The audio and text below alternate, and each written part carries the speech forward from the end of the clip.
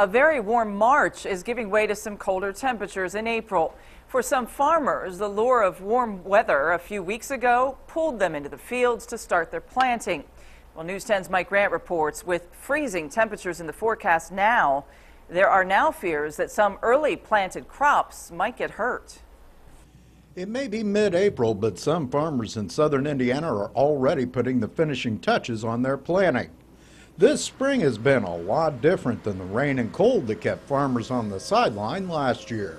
A year ago, I got to plant one day in April, and I finished up in June, and we finished planting corn in June. So, you know, it's quite a contrast to a year ago. The mild late winter followed by the warmest March ever recorded in Indiana led a lot of farmers out into their fields earlier than usual. It's been interesting. We like the unusual circumstances. It allowed us to do some things in March that normally don't get done until this month. And so if we can plant early and get things in the ground early, why most of the year goes better.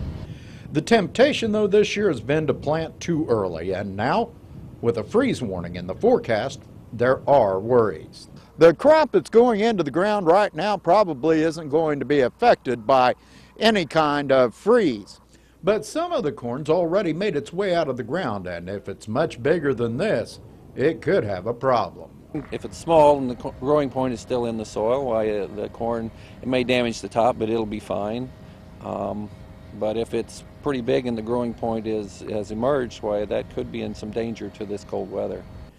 And that could mean that some farmers may wind up having to go back and replant fields they thought were good to go for the season.